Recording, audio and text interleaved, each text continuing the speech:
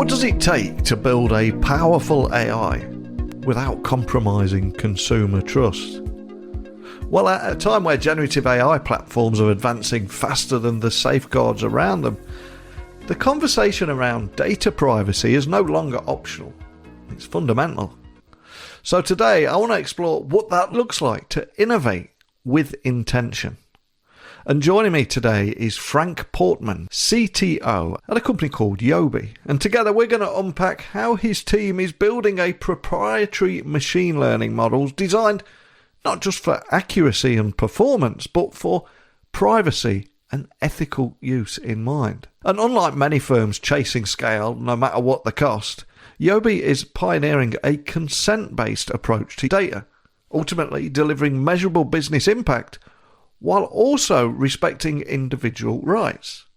So I want to discuss how their partnership with Microsoft Azure is enabling privacy-preserving infrastructure at scale, and why they refuse to train models on demographic data, and how they're helping companies navigate the legal and ethical minefields that others are just beginning to recognise that they need to be taking more seriously. And Frank will also share his perspective on building a culture of responsible innovation, one that rewards critical thinking, principled leadership, and placing bold bets on the future.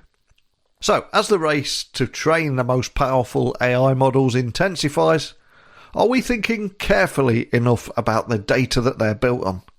And how can companies turn privacy into a competitive advantage rather than just another compliance checkbox? Well, hopefully we'll find out today. So let's get Frank onto the podcast now. So thank you for joining me on the show, Frank. Can you tell everyone listening a little about who you are and what you do? Happy to. First things first, thank you so much for having me on. I'm super excited to do this. My name is Frank Portman. I'm currently the CTO of Yobi AI, where I lead the engineering and machine learning function. We're a group of about 12 or 13 people, definitely still small, but big enough that I have to say, all along the spectrum of software to machine learning. Our company is on a mission to build the most expressive foundation models of user behavior with privacy and security built in from day one. Before Yobi, I spent about a decade at various Silicon Valley companies. So first I was at Uber, where I worked on everything from competitive intelligence to self-driving cars. And then more recently, I was at Twitter, where I actually led one of the research teams that focuses on user modeling and recommender systems.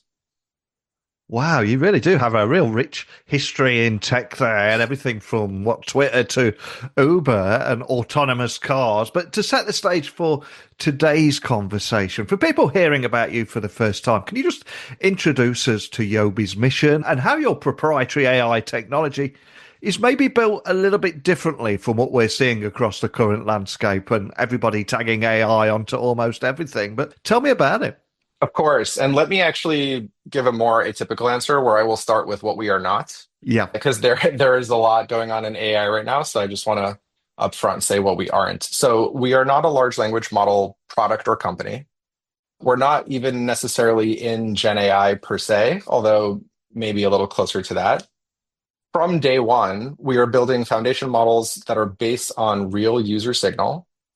We work with partners that can actually get consent from their own users to use their data in this way, which is for model training purposes.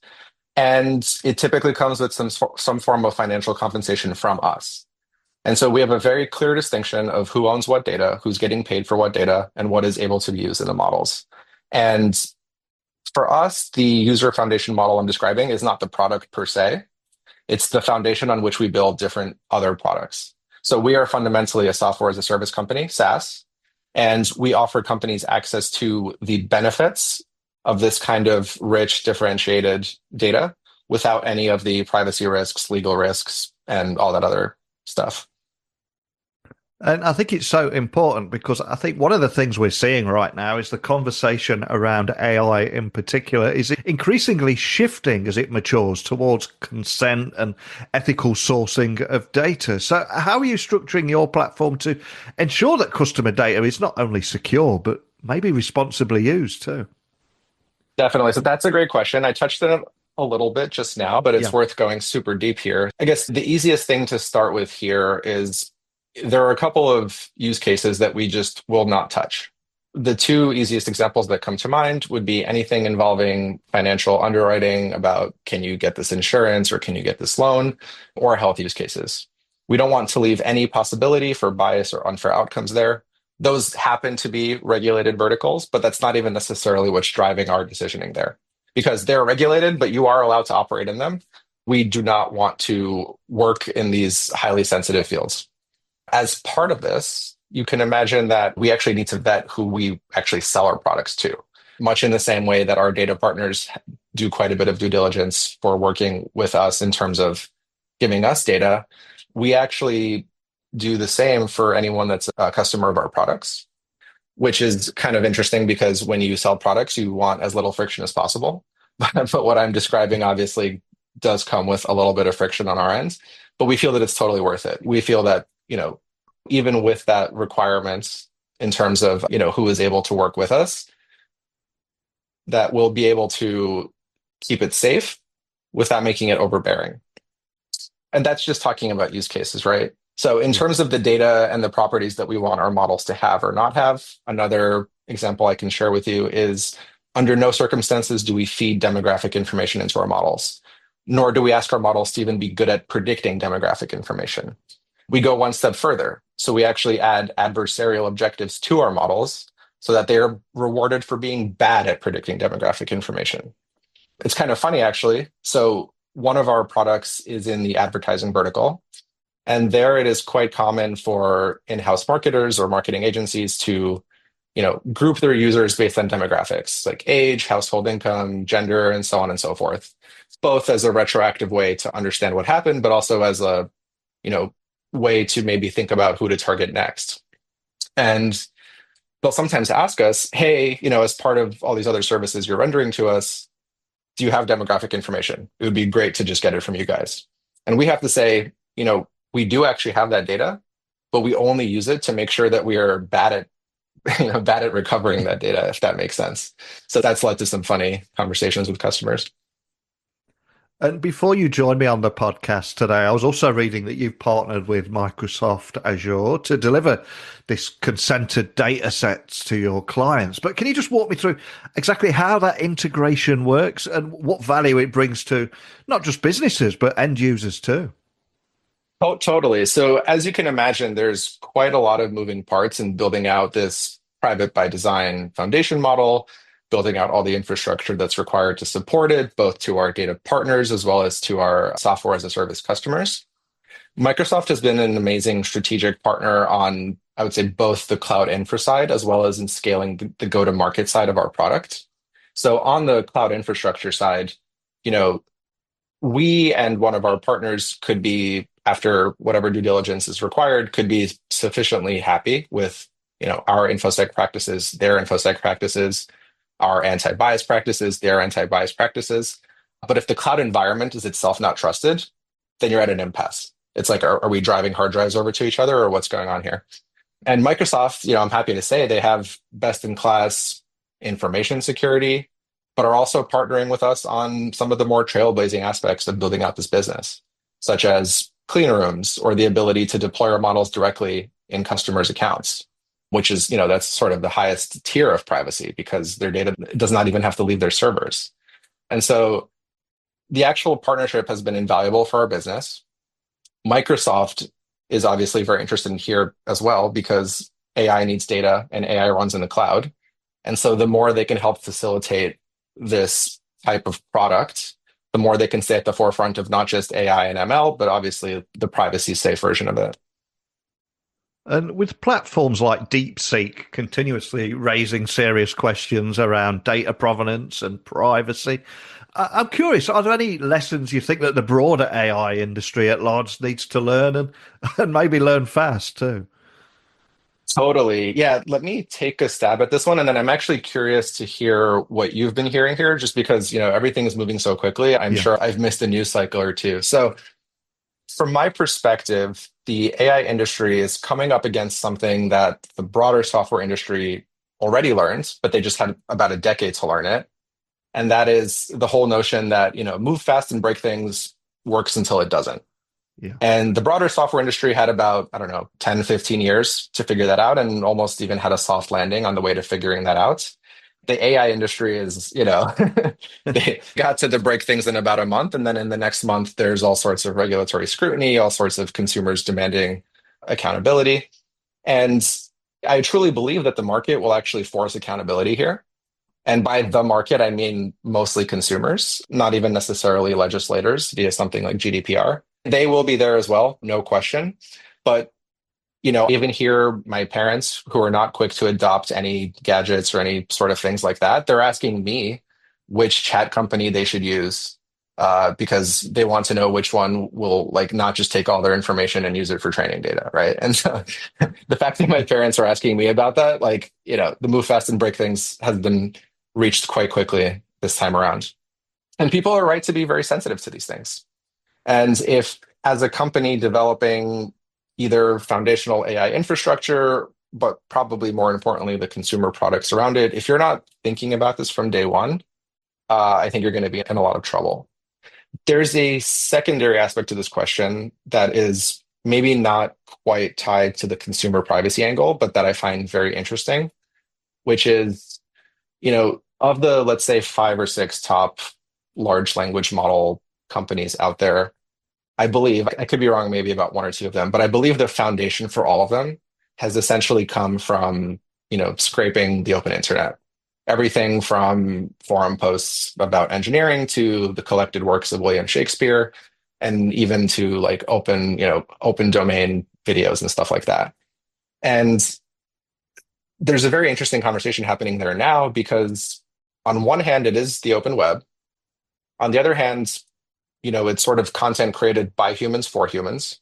You might argue that when William Shakespeare was writing his plays, there's not even a concept of where that might be feeding into. But by and large, these platforms are hosting this content by humans for humans, either out of a public good because they're funded by various charitable donations, or they monetize the human attention aspect of it with ads or subscriptions.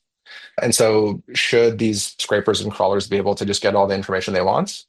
I don't know. It's a very interesting philosophical question. And I don't want to make it seem like I have a strong position here because there are arguments to be made for both sides of this for sure. Because if you say you can't do anything there, then as usual, the people that already have all the data and all the money are even more entrenched, right? Yeah. So I'm watching that aspect of it very closely. I would say half as a consumer that's just generally interested in tech, product, and society, and half as CTO of Yobi, where, of course, one of our core value props to companies is that you need access to differentiated data and you need to do it in a safe way that's not going to load you guys up with legal compliance and privacy risk. Yeah, completely agree. And from the things that I'm seeing, I think, well, first of all, there's an old saying, isn't there, that the US innovates, EU regulates, and China often imitates. But I think one of the problems that we're seeing at the moment is the US and their innovation model is maybe focusing more on security and less on regulation to keep pushing that technology forward, which is great, but we don't want to go moving fast and breaking things. But on the flip side of that, I think here in Europe, the regulatory heavy approach could actually slow down innovation. And I think, as you said, if you're not in this from day one, you're going to get left behind. So I'm a little concerned that if the EU tries to lock things down too much and focus more on regulation than innovation and security, is the entire region at risk of maybe falling behind? It's such a difficult question to answer, isn't it? It is. And I think there's a saying that maybe not quite as snappy as the one you mentioned, but Yeah. that I've heard as well. I'm going to butcher it, but when the EU does switch to innovation, it's typically first to sort of spite what the US might be doing at any given moment, right? Yeah. And so I've heard a lot of calls recently from the EU to start deregulating a lot of this stuff. And the timing is interesting, I guess, is how I'll put it. Yeah. And you guys, you position yourself as delivering a win-win for innovation and privacy. So kudos to you there for tackling this problem we're discussing head on. But I'm curious, how do you strike that balance in practice, especially when many believe privacy and scale are inherently at odds with one another? How do you get that balance right? So I love this question. I think we probably have at least 100 pages of internal vision strategy documentation discussing this at Yobi. As you might imagine, it's core to our business, being able to answer it. I would happy to say we are very, very good at answering it internally and feeling like we are doing the right thing. Mm. So, tell me if I do a good job at answering it externally. So let me start with this. I do think that at some hypothetical near state of the art position on the privacy and performance fronts, there probably are trade-offs to be made. But I want to do a little thought exercise here just to show how far we might be from that frontier and what a roadmap looks like in the meantime. So I'm going to ask us to do a little bit of high school math homework here. I apologize in advance to anyone listening. So let's just imagine we are at some fixed state of privacy and performance, Yeah. very, very abstractly. I don't need to define exactly what that means, but let's say we're on some 2D graph and we are at privacy X and performance Y. Improving performance by keeping privacy the same, so going straight up here, I'm going to reductively say that's the pure model R&D tuning problem. So more compute, more expressive methods, better training objectives, more willingness to spend money on electricity to power GPUs, and so on. So that's how we go straight up. Improving privacy by keeping performance the same, so going straight to the right, but not down. Mm. That comes with improvements into how we do the data matches. Can we do it in an encrypted way? Can we stay at the frontier of research into homomorphic machine learning? And to us, those aren't, we're not necessarily there yet, but those aren't buzzwords. Like, we fully intend to be at the forefront in publishing research in things like homomorphic machine learning. And when I look at our roadmap, we're doing things in column A and column B. And so we're delivering wins for customers today and simultaneously moving up and to the right on this proverbial graph here. And so I think we have a very long time before anybody here has to have the difficult ethical, philosophical question of what it might mean to trade something off. Just to give you an even more tangible example, one of our medium-term goals is to actually let our foundation models learn from customer data without it even leaving their environment. And we've kind of spec'd that out. We've done a proof of concepts. We've done simulations. And we don't anticipate any loss in performance if we switch to that. And we don't even anticipate kind of lowering the ceiling of future potential performance. So that's just one example of what up and to the right might look like. Absolutely love that. And if we look beyond the technology, when I was Googling you before you came on here, I was also reading that you've spoken a lot around the importance of mentorship. So how has that shaped your leadership style there? And how are you fostering technical talent within the company? Because I think it's very easy to get carried away or distracted by the latest technology, AI and machine learning and all that. But it's often that the company culture and looking after your people, that's where the magic happens. So how do you deal with that? Couldn't agree more. So actually, when me and even Max, our CEO, speak, we talk about Yobi's moats, and we probably rattle off, I don't know, four or five different things. But three that really come to mind are, so one, we always talk about our data. Yeah. Two, we always talk about our infrastructure, which is a combination of our integrations, but also just, our ability to properly utilize millions and millions of dollars worth of GPUs, which sounds funny to say, but it is a moat. And the third that we always touch on is our team.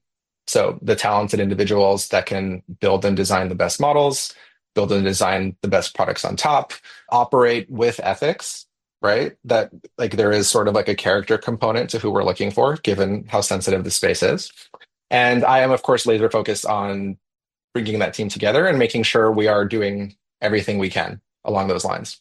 And so I'm happy to say that at our scale, I still get quite a bit of time where I can not only do my own coding, but let's set that aside. I'm holding on to that for dear life. But I do get to spend time with basically every single person on the team, talking about what they're doing, reviewing their code, reviewing their designs.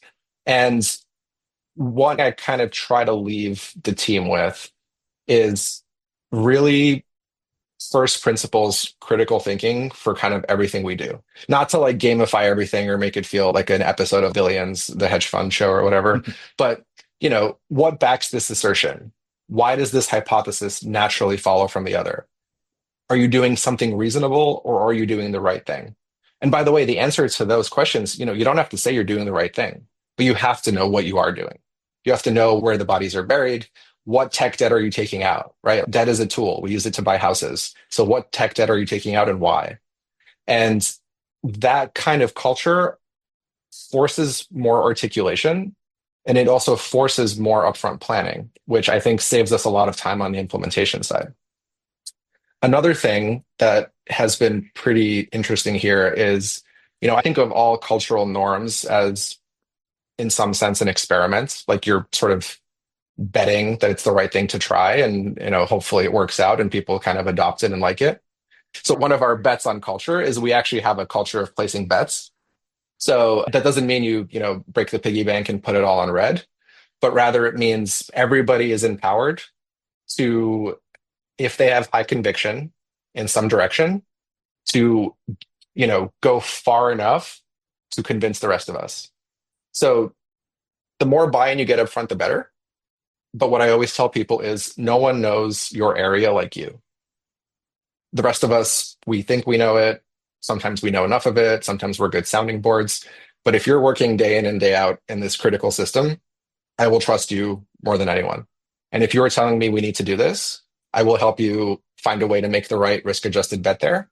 And then hopefully you're right. And then if you're not, we will help you unwind it. And so, that's a very soft cultural norm that I have felt has been really interesting and productive here.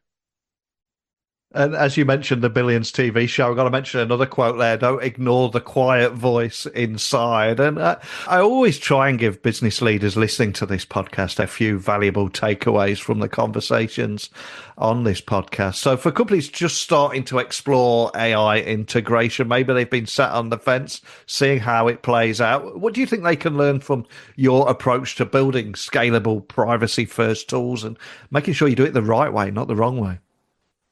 Yeah, that's a great question. So one thing that companies really have to make sure they know the answer to is why. Yeah. So when you're talking about starting your AI integration, well, why, right?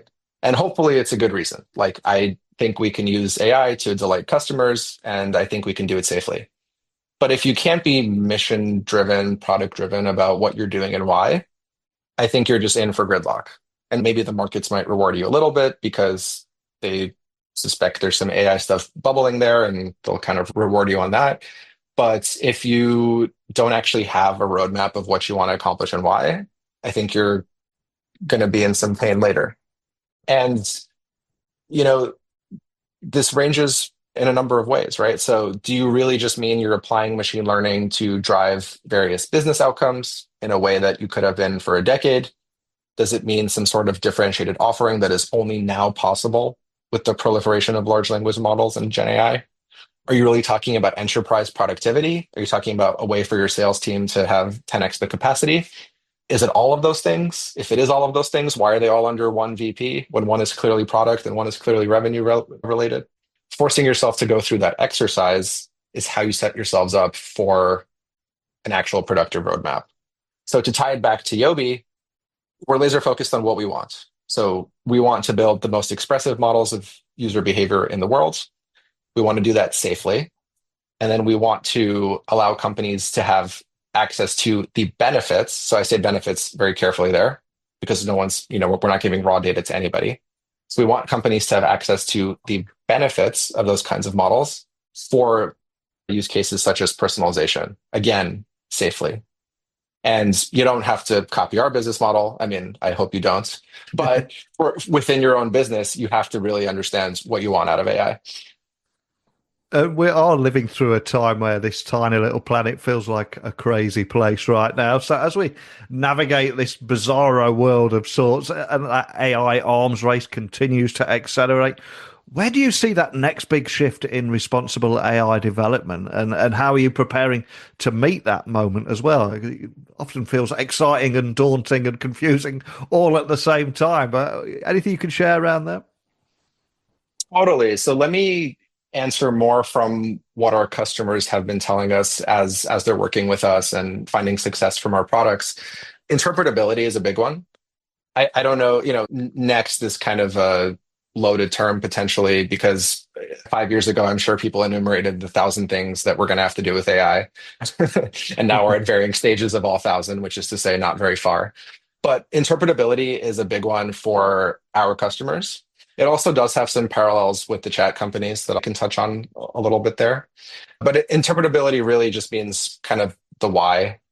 If you have this big model, it may return some sort of personalization recommendation, or it may literally return text to me because it's a chatbot. And now I want to understand why it's saying that. Why is this my next best customer? Or why are you suggesting that I write the code this way? And they're very important. They're very important for trust back to the consumer. And then they're also very important to the people that are making these purchasing decisions within the enterprise, that's more of the way our product works. And what's a little bit funny is we just talked about whether privacy and performance are inherently at odds, and hopefully I've convinced you that they are not.